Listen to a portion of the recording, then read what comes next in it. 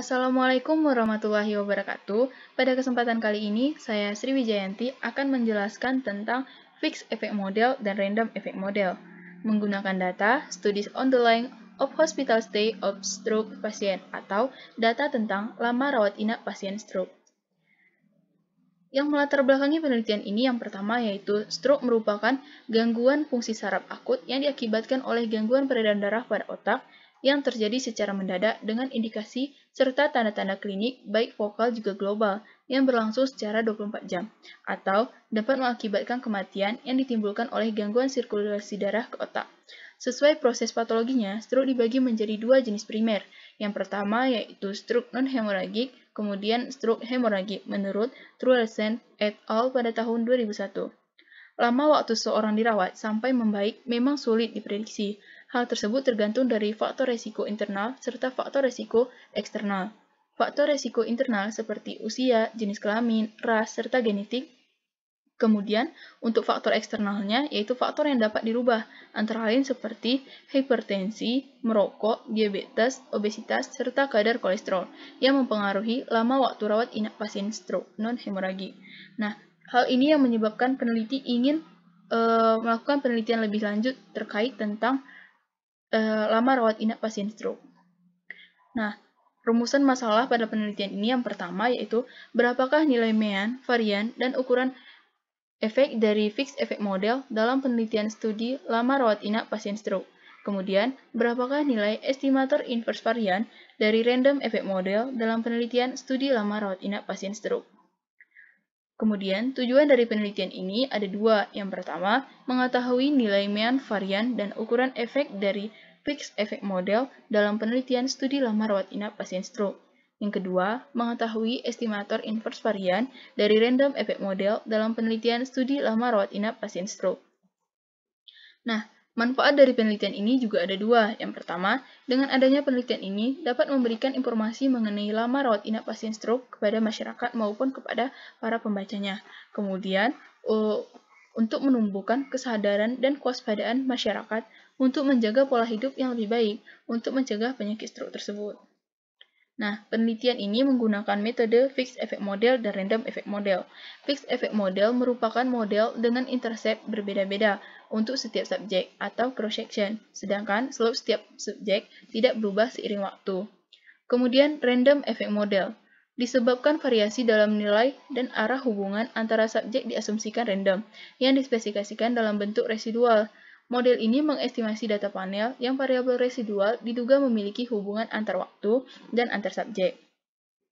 Model random effect digunakan untuk mengatasi kelemahan model fixed effect yang menggunakan variabel dummy.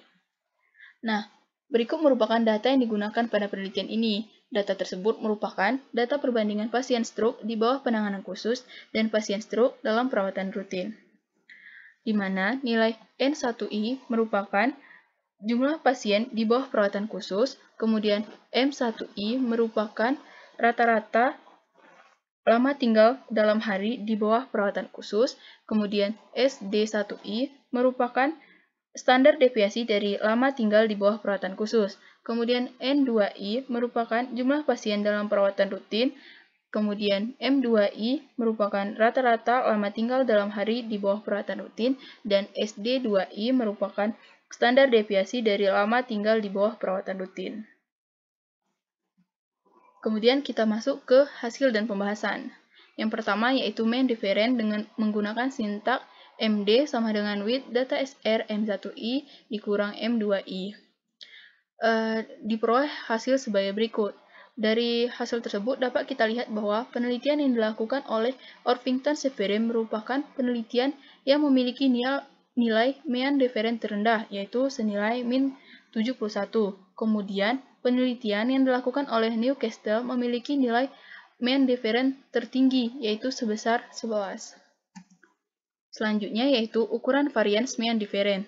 Menggunakan sintak var MD sama dengan with data SR SD1I dikali SD1I per N1I ditambah SD2I dikali SD2I dibagi dengan N2I. Diperoleh nilainya sebagai berikut.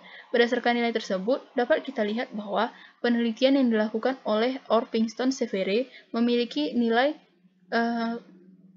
varian mean difference terbesar, yaitu senilai 150,22. Kemudian, penelitian yang dilakukan oleh Montreal Transfer memiliki nilai varian mean difference terkecil sebesar 1,167341. Nah, selanjutnya nilai bobot atau weight. Dengan sintak, weight sama dengan 1 per part MD. Diperoleh nilai sebagai berikut. Berdasarkan nilai tersebut, dapat kita lihat bahwa penelitian yang dilakukan oleh Orpington Severe memiliki nilai weight terendah sebesar 0,006657. Kemudian, penelitian yang dilakukan oleh Montreal Transfer memiliki nilai bobot tertinggi, yaitu sebesar 0,856647. Selanjutnya, estimator inverse varian dan variance.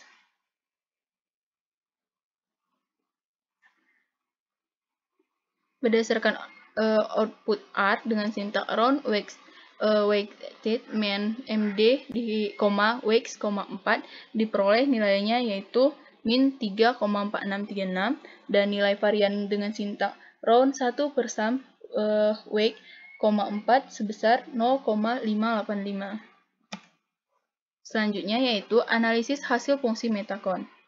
Berdasarkan tabel tersebut atau output di layar, dapat kita lihat bahwa dengan menggunakan mean difference, dapat kita lihat bahwa penelitian yang dilakukan oleh Orpington Severe dengan nilai min 71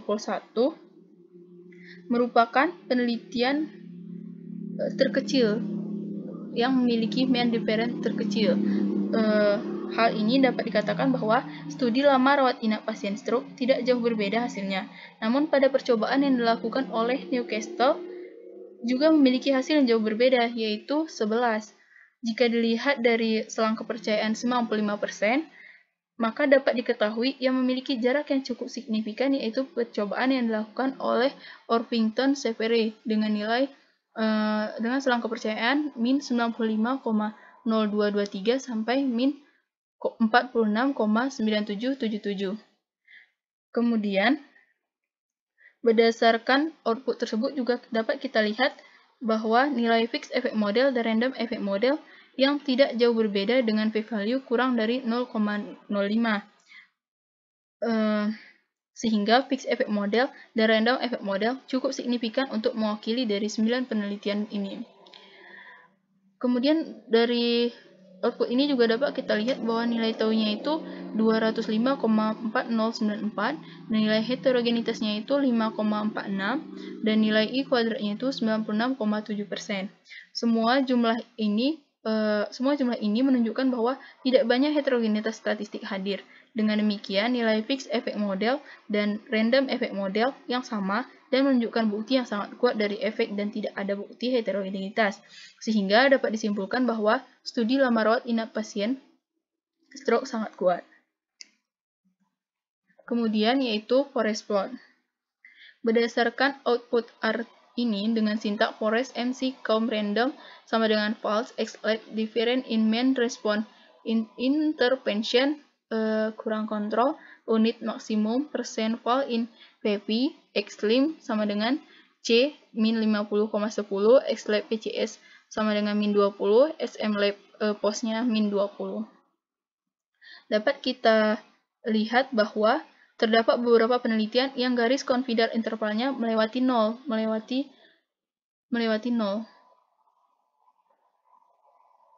yaitu penelitian yang dilakukan oleh Orpington Mead, Montreal Home, Montreal Transfer, Newcastle, Uppsala, yang artinya penelitian tersebut tidak signifikan atau tidak bermakna. Kemudian, sampel terbesar yang digunakan pada studi ini adalah penelitian yang dilakukan oleh Montreal Transfer sebesar 50,1. Nah, ini merupakan penelitian dengan bobot terbesar. Selanjutnya dapat dilihat bahwa garis lain konsisten berada di sebelah kiri garis 0. Sehingga dapat disimpulkan nilai mean difference sebesar 1 dengan hasil studi yang sebenarnya signifikan bermakna dibandingkan kelompok eksperimen dan kelompok kontrol. Dengan menggunakan confidence interval 95% diketahui nilai mean difference sebesar min 3,46 dengan digambarkan berada di sebelah kiri garis 0. Jadi sebenarnya dapat menentukan perbedaan rata antara kelompok pasien di bawah perawatan khusus dengan kelompok pasien dengan perawatan rutin. Untuk masalah parameter berbeda sekitar min 3,46 lebih condong ke arah kelompok pasien di bawah perawatan khusus. Nah, ini merupakan referensi yang saya gunakan untuk menyusun laporan penelitian ini. Sekian yang dapat saya sampaikan. Mohon maaf atas segala kekurangan. Saya akhiri. Assalamualaikum warahmatullahi wabarakatuh.